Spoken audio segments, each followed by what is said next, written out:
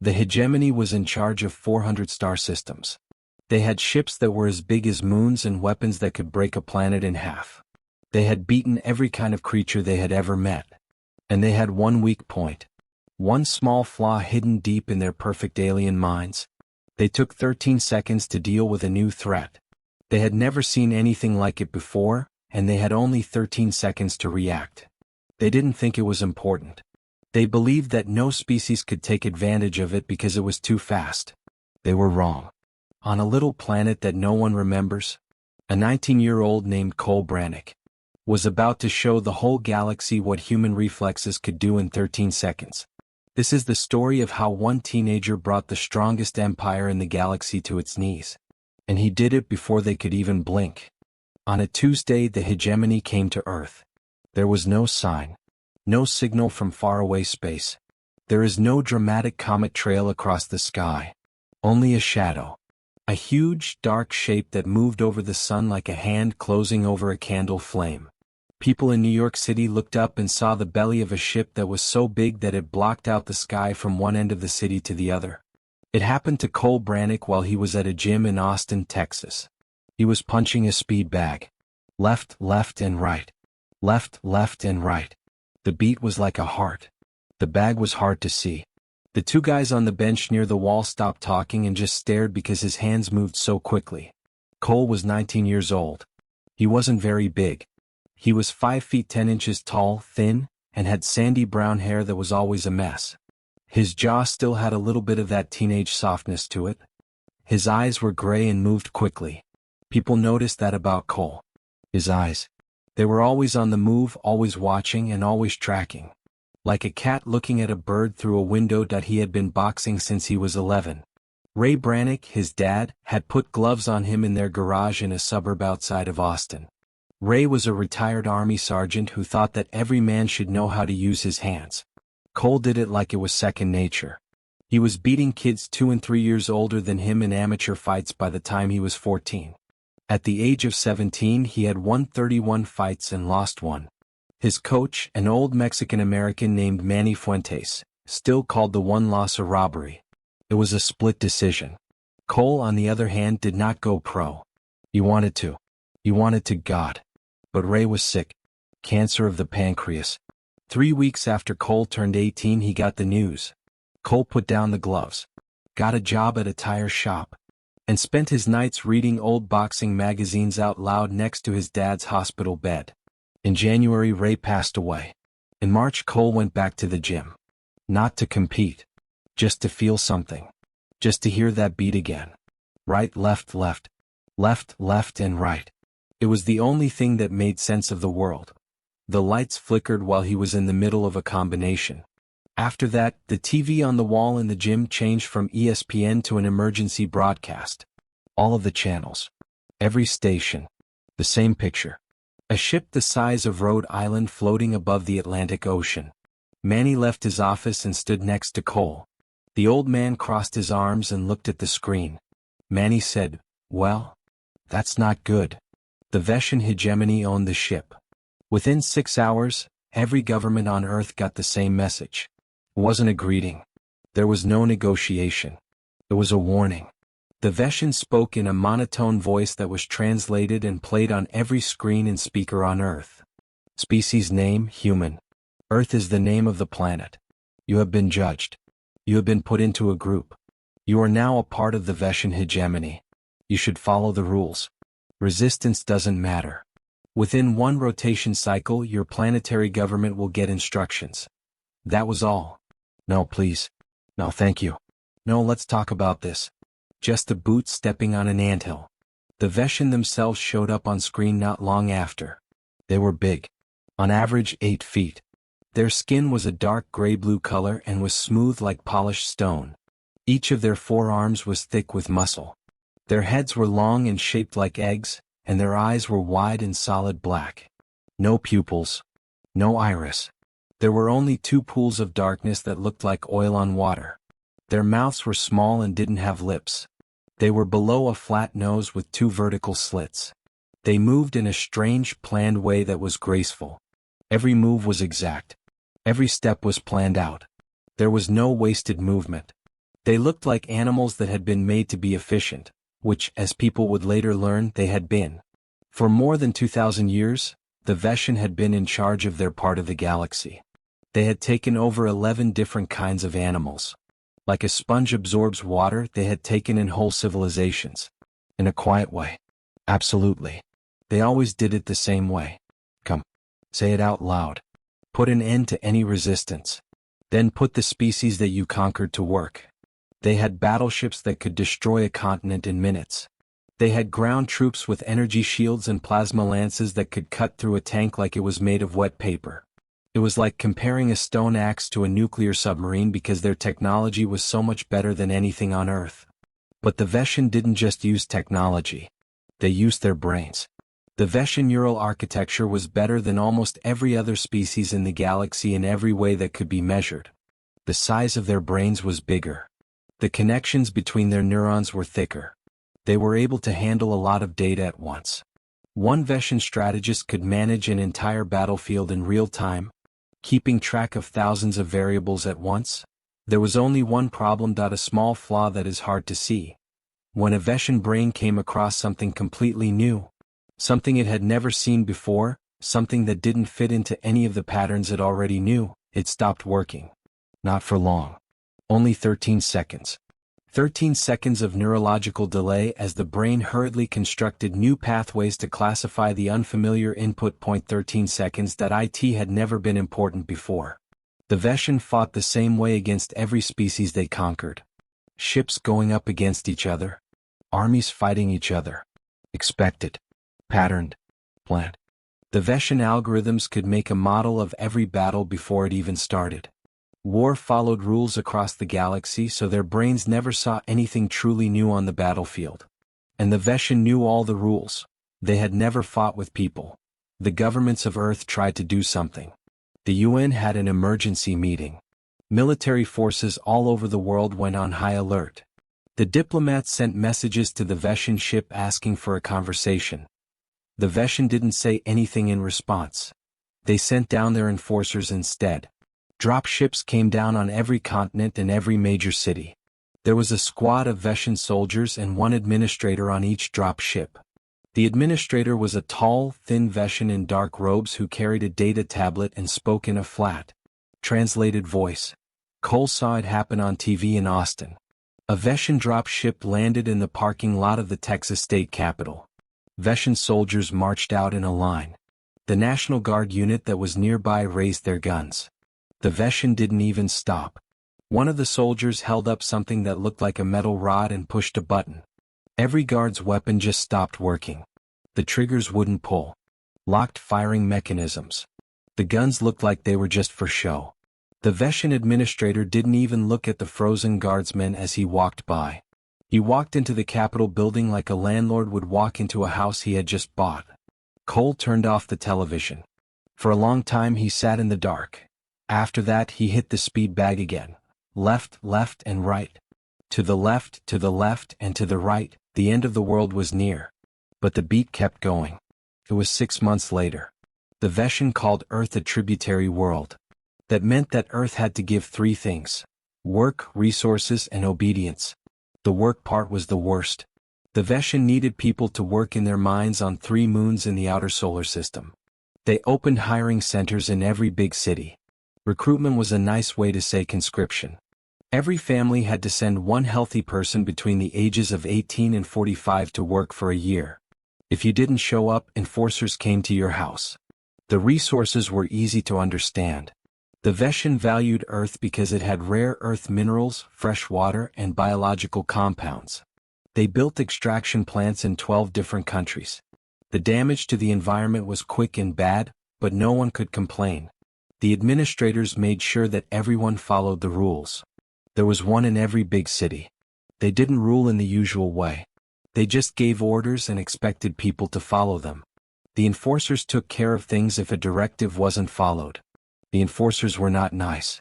Torek, a Vashan, was the administrator in Austin. He was taller than most of his kind, almost 9 feet, and had a scar on the left side of his long skull. Before Earth, he had been an administrator on 4 other tributary worlds. He had a lot of experience. Effective. And they don't care at all about how people are suffering. Torek moved into the old city hall building to work. He tore down the walls and rebuilt the inside to Vashan standards, which meant bare metal walls, bright lights, and no chairs. The Vashan did not sit down. It wasn't necessary for their bodies. So when people came to ask Torek for anything like a lower labor quota, permission to get medical supplies, or an explanation of a directive, they stood. 4 hours at a time. Cole got his draft notice in August. He was put on a mining crew on Europa, which is one of Jupiter's moons. The work was hard. 12-hour shifts in a suit that was under a lot of pressure, drilling into ice that was harder than concrete. No matter how many heating patches you put on your body, the cold got through the suit. The food was a gray paste that tasted like chalk and made you sad. The Vashan overseers watched from heated observation decks and didn't say anything unless a goal wasn't met. Then they said a lot. Cole kept his head down. He did his job. He ate the glue.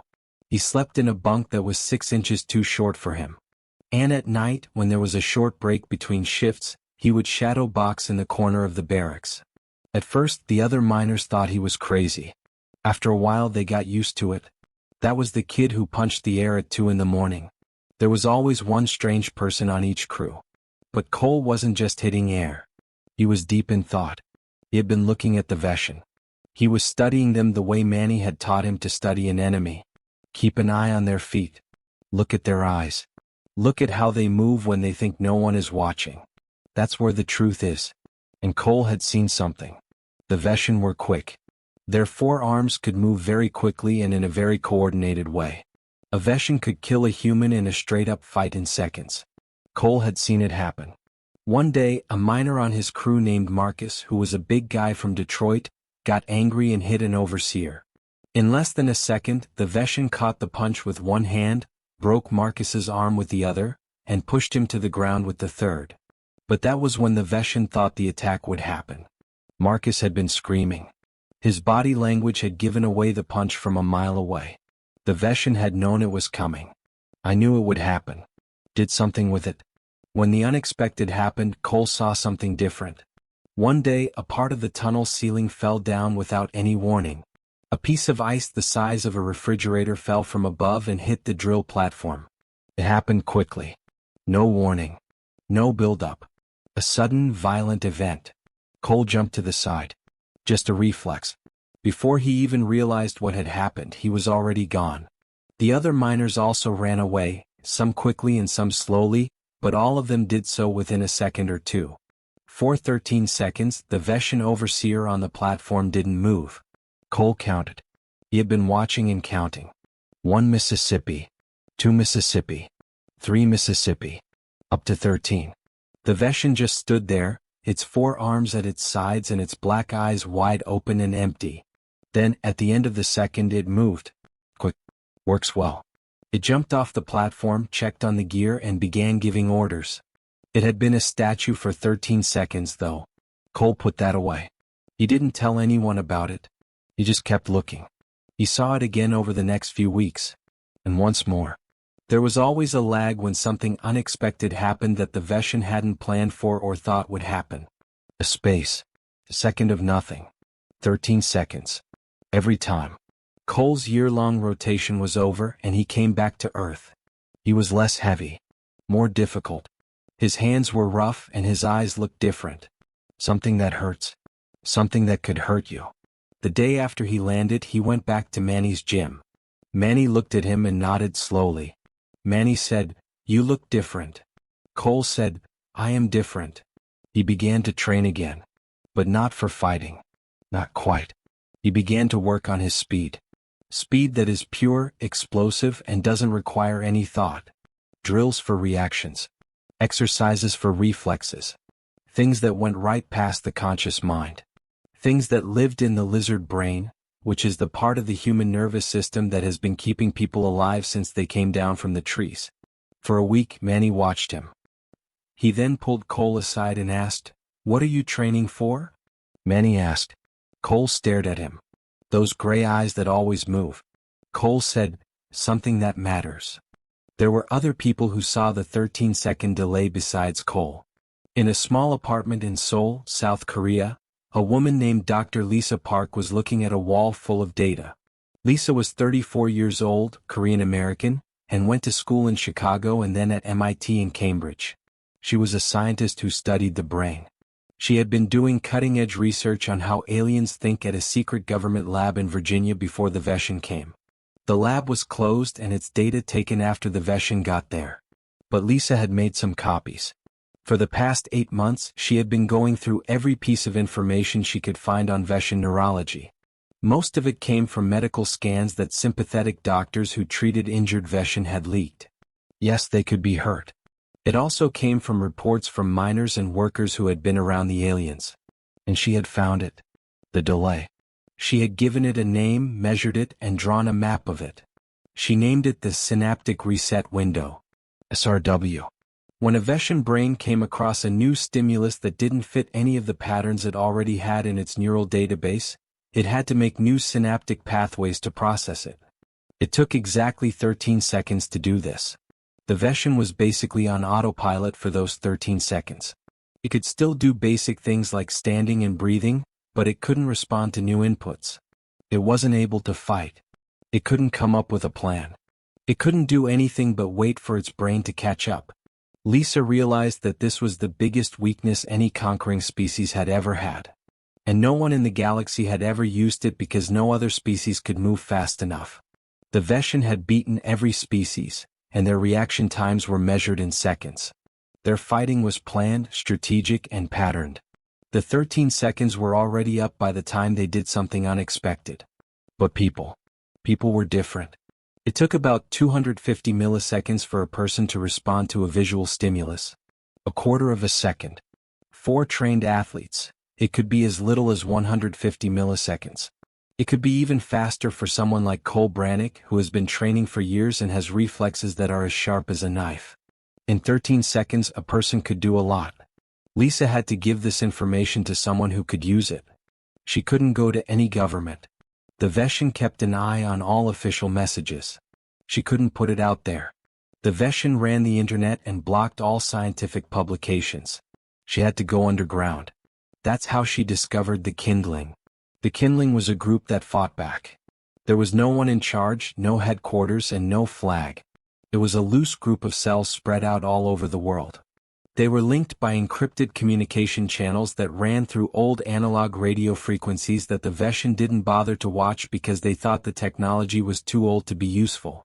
The Kindling didn't have any weapons. They didn't have any soldiers. They had people. Engineers, scientists, ex-military, hackers, mechanics, farmers, and teachers. People who wouldn't believe that the end of humanity's story was a boot on its neck. Jess Harper was the head of the Austin cell.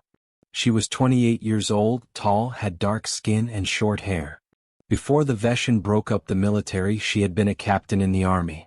During the day, she worked at a water treatment plant, and at night, she led resistance operations. On a rainy night in October, Jess got Lisa's report through the Kindling network. She read it 3 times. She read it for the 4th time. She sat still for a long time after that. 13 seconds. She knew exactly who she needed to speak with. At 11 o'clock at night, she found Cole at Manny's gym. He was by himself doing a reaction drill. Manny had set up a system where tennis balls hung from the ceiling on strings. They swung around in random directions, and Cole had to touch each one before it finished its arc. He was moving through them like water through stones. Quick, liquid, instinctively. Jess stood in the doorway and watched for a minute. She then walked inside and said, "Cole Brannick?" Cole caught a tennis ball without looking at her. "Who's asking?" "Someone who knows what you found out on Europa." Cole stopped. He looked at her when he turned. Those gray eyes. Taking measurements. Doing math. He said, "I don't know what you're talking about." Jess held up a tablet with data on it. Lisa Park's report was on the screen. In red, the words Synaptic Reset Window stood out. 13 seconds, Jess said. "You saw it?" A neuroscientist on the other side of the world backed it up. "And I need someone to make it a weapon." Cole glanced at the tablet. He stared at Jess. He looked at the tennis balls that were hanging still around him. "Close the door," he said.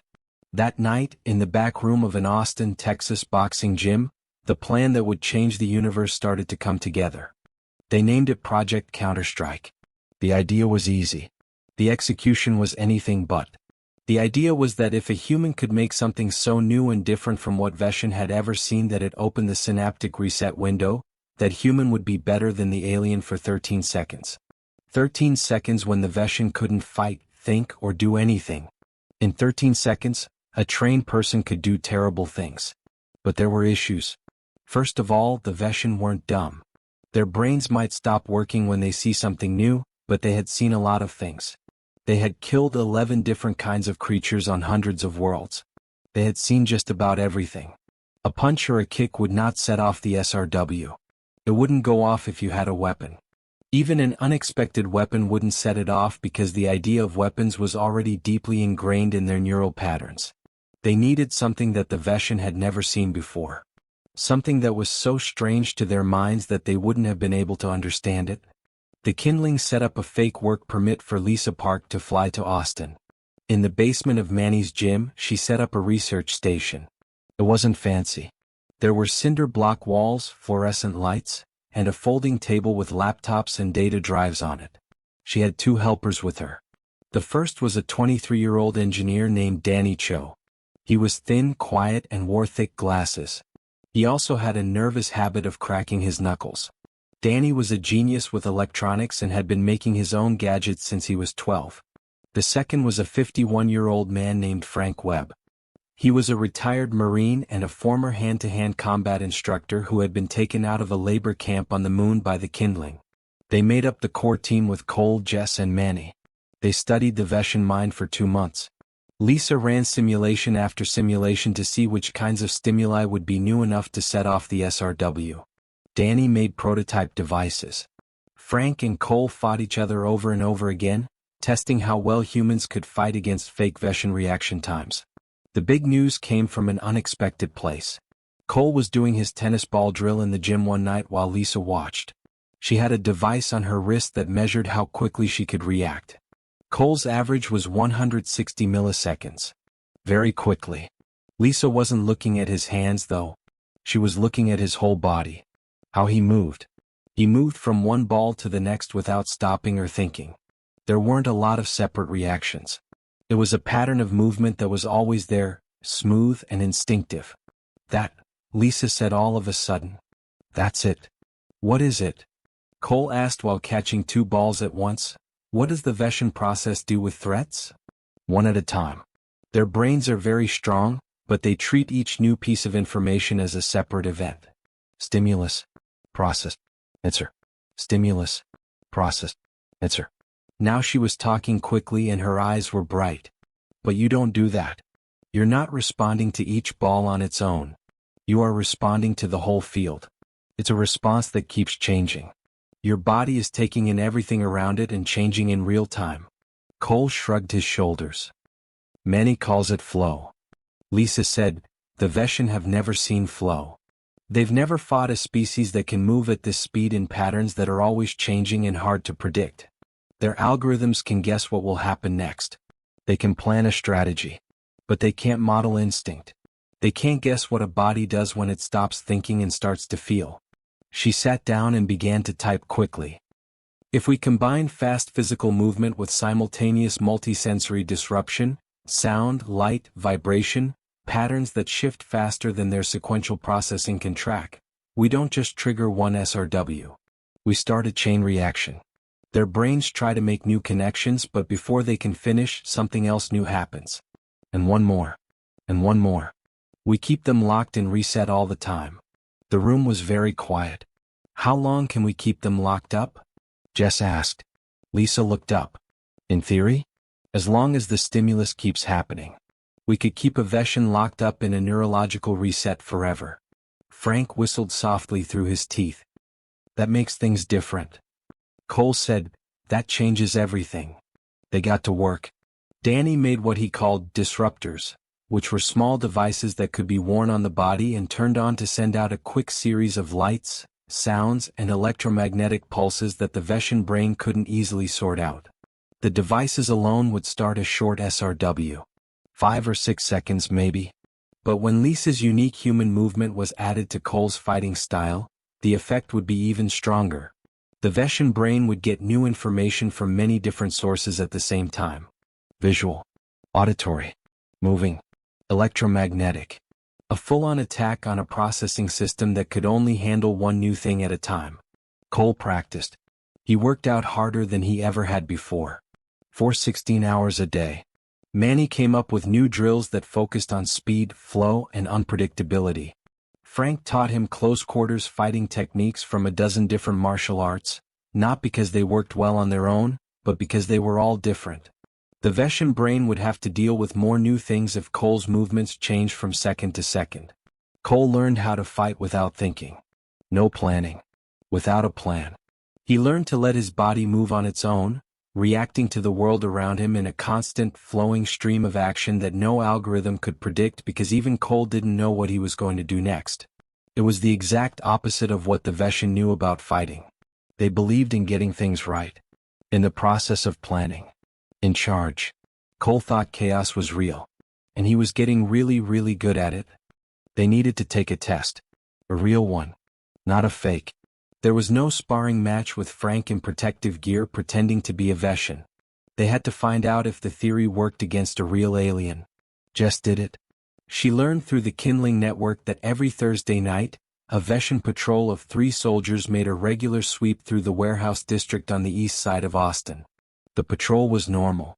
The Vashan walked the same path, checked the same buildings, and got back to their base at the same time every day. They had been doing it without any problems for months. There was no combat patrol. It was a show of strength. A reminder to the people that the boot was still there. The plan was easy. Cole would stop one of the soldiers. Only one. He would turn on the disruptors, get close to the Vashan, and the team would watch what happened. They would move on to the next step if it worked. Cole would probably die if it didn't work. Cole was surprisingly calm about the idea that it might happen. He told Manny the night before, "If it doesn't work, at least we'll know." Manny's eyes were old and tired as he looked at him. "Your dad would be proud of you." Cole's jaw got tight. "Keep your hands up," my dad would say. Manny said, "That too." Thursday night. 10:45 at night. It was dark and quiet in the warehouse district. Cole was hiding behind a dumpster in an alley between 2 empty buildings. He had on dark clothes and Danny's disruptors, which were 6 small devices that were attached to his wrists, ankles, chest, and the back of his neck. Each one was as big as a watch battery. When Cole pressed a button taped to his left palm, they would all go off at the same time. He could hear the Vashan patrol getting closer. Their steps were different. A lot. Measured. In perfect rhythm. 3 pairs of feet. Each one is a metronome. The plan was to take one person out of the group. Jess had set up a distraction on the other side of the block.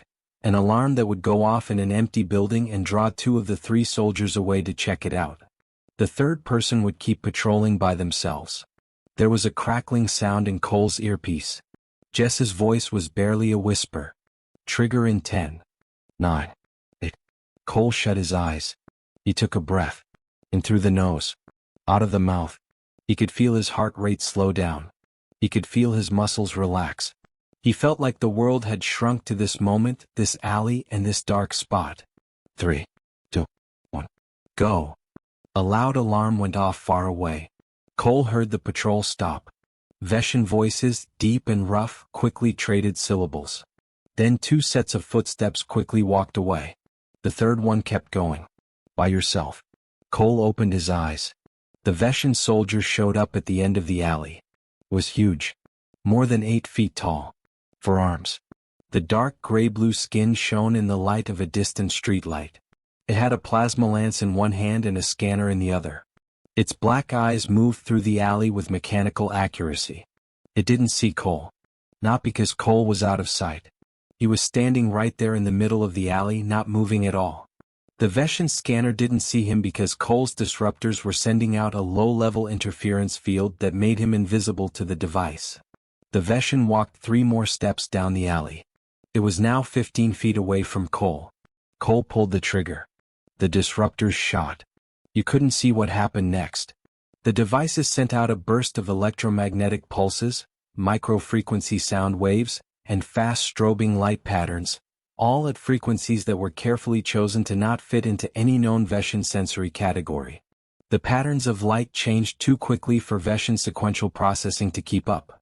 The sound frequencies changed between ranges that the Vashan brain couldn't put into any existing categories. The electromagnetic pulses messed up the alien's natural bioelectric field in ways that it had never seen before. The Vashan stopped moving. Cole moved. He got there in less than 2 seconds. He came in low below the alien's center of gravity, and hit the inside of its forward left knee with his palm. Lisa had already pointed out that this joint was weak. The Vashan's leg gave way. Cole was already on the move. He spun around, hit the nerve cluster on the alien's right side with his elbow, then dropped and swept the other leg of the Vashan. The alien fell. 8 feet of blue-gray muscle and armor fell to the ground like a tree. And it didn't fight back. It didn't even make an effort. Its 4 arms were hanging down at its sides. The black eyes were wide open and empty. There was no sound coming from its open mouth. The Vashan's brain was stuck in reset mode, trying to make new connections to deal with the flood of new stimuli coming into its system. Cole was standing over it. He was having a hard time breathing. His hands were shaking, but not because he was scared, it was because of adrenaline. He looked down at the alien that had taken over his world. The soldier came from an empire that ruled over 400 star systems. It couldn't do anything. Cole pulled the trigger again, which sent another burst. The Vashan's body jerked once and then stopped moving. It rolled its eyes back. It was not aware. 7 seconds. The whole engagement lasted only 7 seconds. Cole's earpiece made a noise. "Report," Jess said. Her voice was tense. Cole looked down at the alien on the ground who was unconscious. "It works," he said. Lisa Park was in the back of a van parked 2 blocks away, looking at her monitoring equipment. She had her hands over her mouth.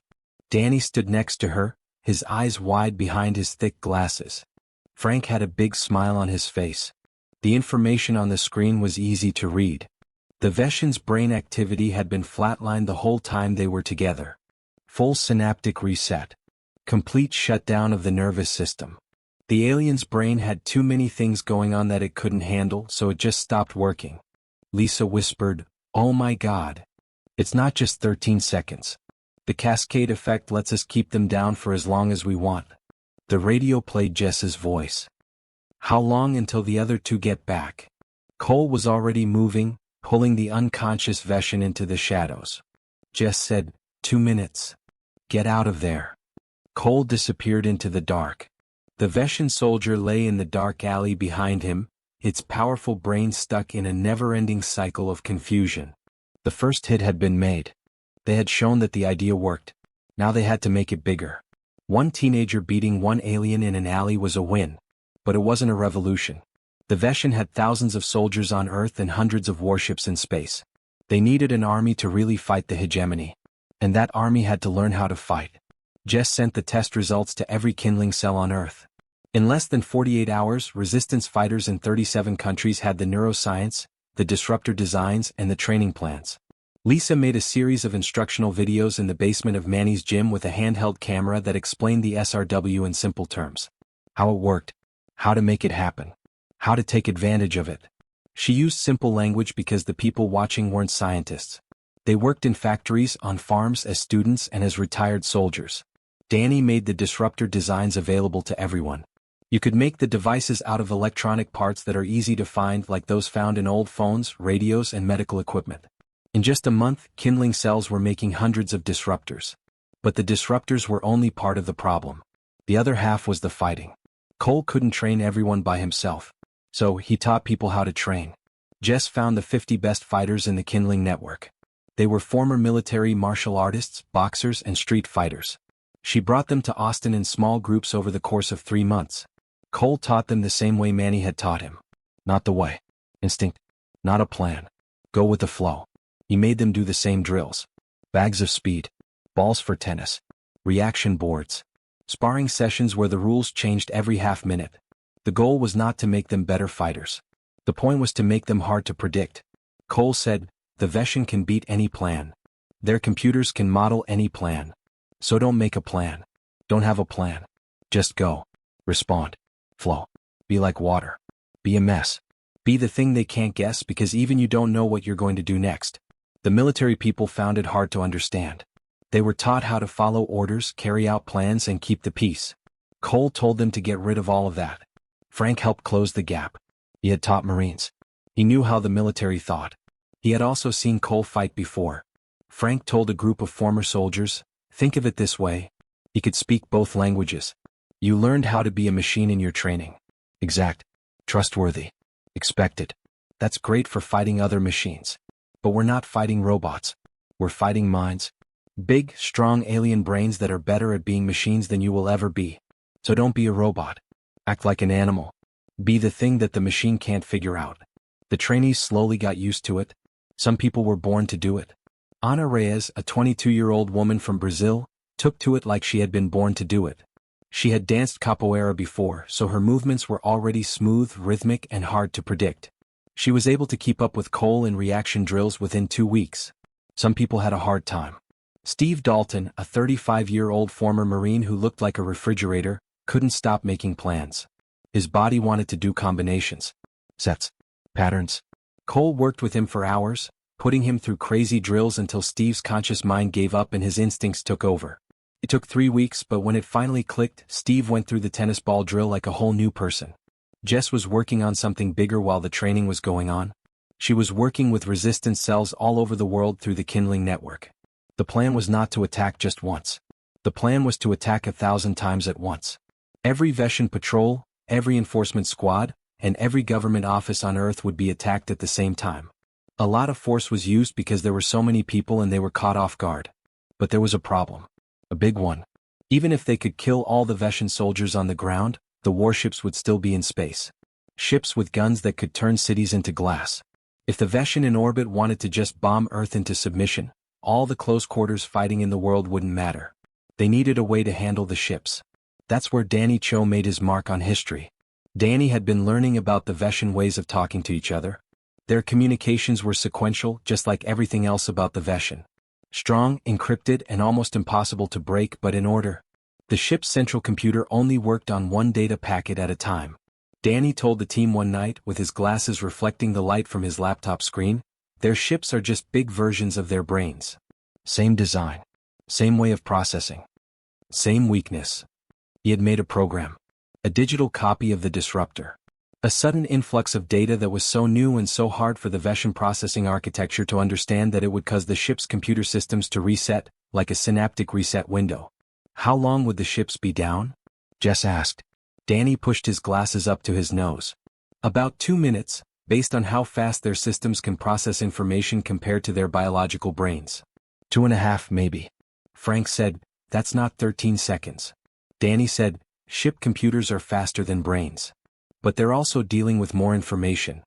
It adds up to about 2 minutes of total system freeze. No guns. No shields. No navigation. Nothing. Steve said, then they reboot and kill us all. Jess said, not if we use those 2 minutes. Everyone turned to her. Lisa, what happens to the Vashan crew when the digital reset happens? Lisa thought about it. The crew would not be directly affected. The digital disruptor doesn't mess with biological brains. It messes with the ship's systems. But, she stopped for a moment. If the ship's systems fail, all of the automated support systems will fail as well. Support for life. Wait, what? That would be a new situation. Something the crew has never gone through before. Triggering biological SRW on top of the digital one, Cole said. That's right, Lisa said. You'd have ships full of frozen Vashan and 2 minutes when you couldn't do anything. For a long time the room was quiet. Jess said, we need people on those ships. Danny corrected, we need people near those ships. I can send the digital disruptor from the surface.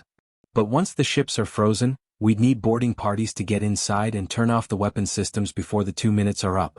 How do we get boarding parties to Vashan warships that are in orbit? Frank asked. Danny smiled for the first time since Cole had met him. I've been working on that too. He opened up a design on his laptop. It was a rough drawing of a small boat that could hold one person. Danny said, I call it the Dart. It looked like a coffin with a rocket on top. One trip, one use. In 90 seconds the solid fuel booster will take you to low orbit. The magnetic clamps hold the Vashan hull in place. A shaped charge makes a hole in the outer armor. You're on board the ship. And what next? Steve asked. What then? Then you have about 30 seconds to get to the weapons control module and destroy it before the crew wakes up. 30 seconds, Cole said again. I know, Danny said. It's not much. Cole stared at him. It's enough.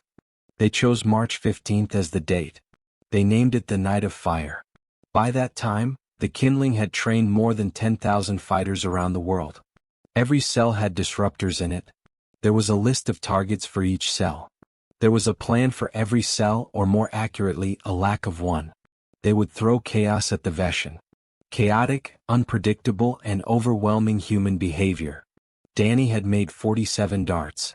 People hid them in barns, garages, and warehouses all over Texas and the states around it. There was one volunteer in each one. They were not in the army. They worked in mines as mechanics, as students, and as store owners.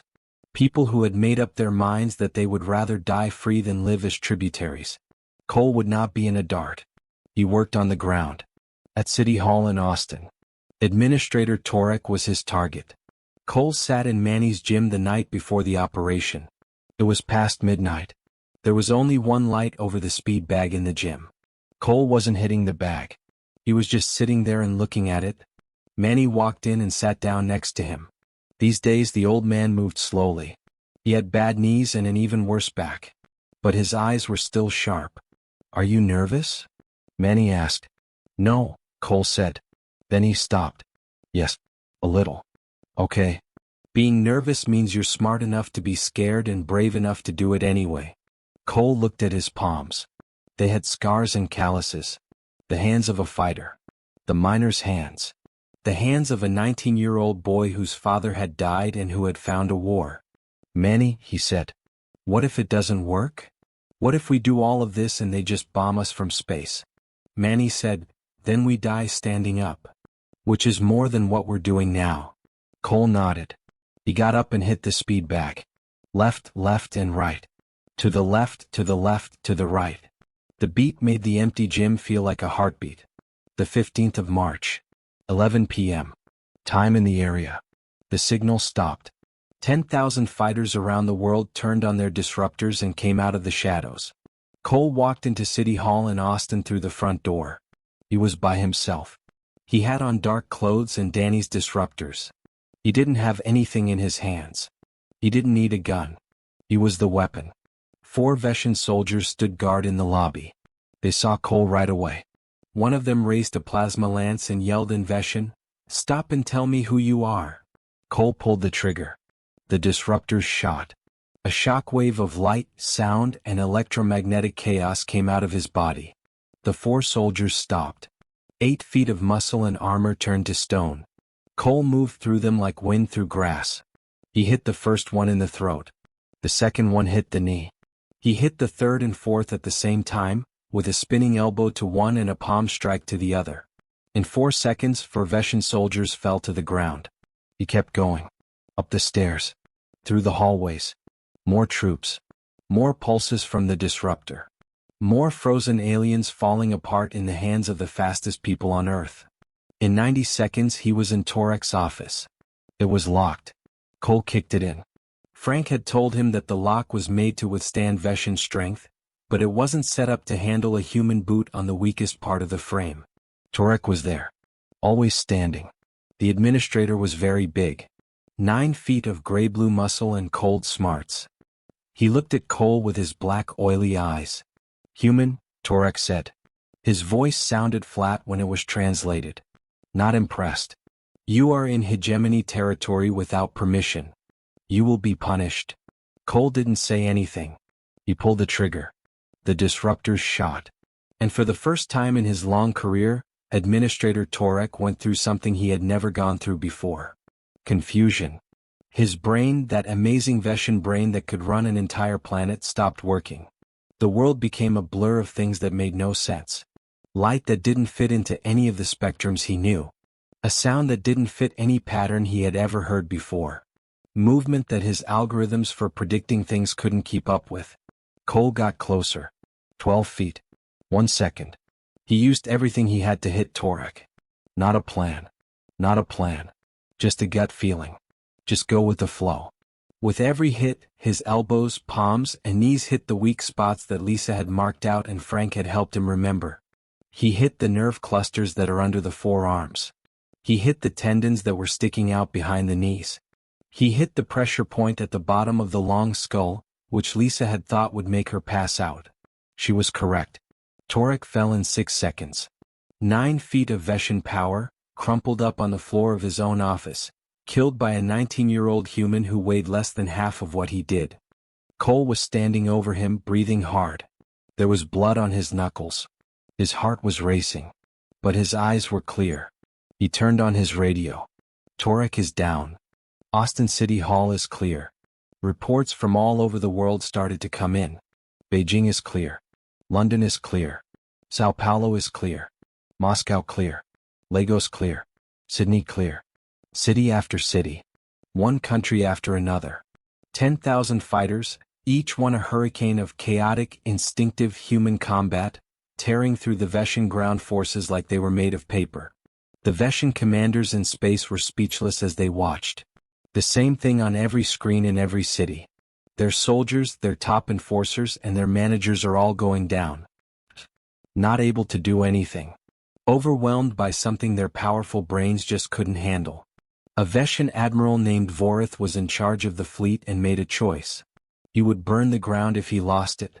He told every ship in the fleet to fire at the biggest cities and towns. He never had the chance. Danny Cho pushed a button in the basement of Manny's gym at exactly 11:15 p.m. The digital disruptor shot. A burst of data sent at the same time on all Vashan communication frequencies hit every ship in the fleet at the same time. The effect happened right away. All the screens went black. All the engines stopped. All weapons stopped working. The Vashan fleet, the strongest military force within 100 light years, turned into a bunch of dark, quiet, dead metal floating in space. And every Vashan crew member on every ship felt the cascade. Their brains had never dealt with a situation like this before when systems stopped working. Time to turn off the lights. No gravity. Be quiet. Their SRW went off at the same time for the whole fleet. Stuck. All of them. The darts took off. 47 coffin-sized rockets shot up from Texas and the states around it, breaking through the atmosphere on pillars of fire. A 90-second orbit. Clamps that use magnets. Charges that are shaped. 47 volunteers got on 47 Vashan warships. They had 30 seconds. Some had more. Some had less. They walked down hallways full of aliens that were frozen and floating and found the modules that controlled the weapons. Some people used bombs. Some people used crowbars. Some people used their hands. It didn't matter how they did it. The important thing was that they did it. The weapon systems on ship after ship were physically destroyed, with wiring ripped out, control panels smashed, and power lines cut. When the 2 minutes were up and the ships restarted, they no longer had any weapons. The crews were tired and disoriented. And on the planet below, 10,000 human soldiers stood over the bodies of the aliens who had ruled them. The night of fire was done. It had taken 9 minutes. The Vashan hegemony didn't give up right away. That wasn't how they were. But they did something they had never done in 2,000 years of conquering. They pulled back. Admiral Vorith made a calculation after his crew had recovered and he had looked at the damage. His guns were broken. His ground troops lost. And the humans had shown that they could do something his strategic algorithms couldn't stop. He couldn't figure out how they fought. He couldn't guess where they would go. And every time he tried to talk to them, his soldiers would freeze like statues. Vorith pulled the fleet back to the edge of the solar system and sent a message to the Hegemony High Command on their home world. Danny Cho got the transmission. It said, loosely translated, Species 12, known as human, has come up with a way to counteract our neurological architecture. Ground forces are no longer a threat. Weapons on the fleet are destroyed. Suggest immediate reinforcement or a planned withdrawal. Give advice. 3 days later the answer came. Withdraw was the only word in Vashan. The Vashan hegemony gave up on a conquest for the first time in their history. But the story wasn't over yet. Cole was aware of it. Jess was aware of it. Lisa knew it. The Vashan would get back together. They would look into what had happened. They would try to come up with ways to stop it. They would return. Unless people went to them first. The world changed quickly in the weeks after the Night of Fire. Changes were made to governments. Rebuilt militaries. The kindling came out of the dark and became the main part of a new global defense force. Lisa Park was put in charge of a new research division that would study and use Vashan neurology. Danny Cho had access to all the resources he needed to improve his technology. Frank Webb was in charge of a training program that would eventually teach Cole's instinct-based combat system to 500,000 fighters. Jess Harper became the most powerful leader of the military in the world. She didn't want to work. She took it anyway because someone had to, and she was the one who had put the pieces together in the first place. And Cole Brannick, the 19-year-old kid from Austin who started it all, turned into something he never wanted to be. A sign. People all over the world saw his face on screens. The picture from City Hall, taken by a security camera, of a young man standing over the body of a 9-foot alien that was unconscious became the most shared picture in human history. People painted it on the walls. They put it on shirts. They said his name like a prayer. Cole didn't like it. He went back to the gym with Manny. He punched the speed bag. Right, left, left. Left, left, and right. The world had changed, but the beat stayed the same. Manny found him there on a Tuesday afternoon, 2 months after the Night of Fire. "There are people outside who want to talk to you," Manny said. "People in the government. Types of military. Types of media." Cole said, "Tell them I'm busy. They're talking about making a statue of you." Cole stopped punching the bag. He stared at Manny. "I don't want a statue. What do you want?" Cole gave it some thought. He thought about his father. He thought about Europa. He thought for about 13 seconds. That changed everything. "I want to make sure they never come back," he said. "Then you should go talk to those people," Manny said. Cole stared at the speed bag. He stared at the door. He took a big breath. After that, he left the gym and went outside. 6 months later, people sent their first mission to another star. The name of the ship was Defiance. It wasn't nice. It was a Frankenstein creation made from old Vashan technology, human engineering, and Danny Cho's new ideas. It looked like a skyscraper had been welded to a submarine. But it did work. There were 500 crew members on board, 200 of whom were trained in Cole's combat system. The science team was led by Lisa Park. Danny was in charge of the engineering department. The mission commander was Jess Harper. Frank Webb was in charge of the combat teams. Cole was there because there was no other place for him to be. Vesha Prime was where they were going. The hegemony's home planet. The center of their empire. The place where they ruled 400 star systems for 2,000 years. It took 3 weeks to get there with a modified version of the Vashan faster-than-light drive. Cole trained for those 3 weeks. He taught the fighters how to fight. He did drills. He pushed them harder than anyone had ever pushed them before. And at night, when he was alone in his room, he shadow-boxed until his arms hurt and his mind stopped racing. They got out of faster-than-light travel at the edge of the Vashan home system. What they saw left them speechless. There were more than 1,000 warships around Vesha Prime. They were all 10 times bigger than anything they had seen in orbit around Earth. The hegemony had sent troops from all over their empire. They were all set. Jess looked at the tactical screen. 1,000 ships of war. 500 people on board. The math wasn't good. "Danny," she said. "How far can you send the digital disruptor?" Danny was at his station, and his fingers were dancing over a console that he had fixed 3 times during the trip. "I've made the signal stronger. I can hit all the ships in the system at once. But they will have changed. They are now aware of the digital attack. I think we have about 60 seconds before they come up with a counter-algorithm." 60 seconds instead of 2 minutes, Frank said under his breath. "That will have to be enough," Jess said. She turned to Cole. "Are you ready?" Cole was next to the airlock. He was wearing a modified combat suit with the newest disruptors, which were stronger than anything they had used on Earth. The steady thud of his own heartbeat in his ears sounded like a speed bag. "I was born ready," he said. Then he smiled because it was so silly to say that and Manny would have laughed at him for it. The Defiance went straight at the Vashan fleet. No getting out of it. No tricks. Just a straight line to the center of their formation. The Vashan fleet acted as expected. Weapons are locked. Solutions for firing calculated. In order. In order. Exact. Danny let go of the digital disruptor. For a whole minute, 1,000 warships went dark. The Defiance went through the fleet like a needle through cloth. They did not attack the ships. They didn't have to. The planet was their goal. The viewport showed Vesha Prime. A world that is gray, chilly, works well, in perfect order. Like everything else the Vashan made. They landed in the capital city. Or more accurately, they crashed. It wasn't meant for soft landings. It made a furrow in the landing pad and stopped in a shower of sparks and bent metal. The ramp for boarding fell. 200 fighters came out. Cole was in front of them all. The capital city of Vesha Prime was a symbol of order. Buildings that are all the same in perfect lines. Streets that followed exact geometric patterns. There wasn't a single blade of grass out of place.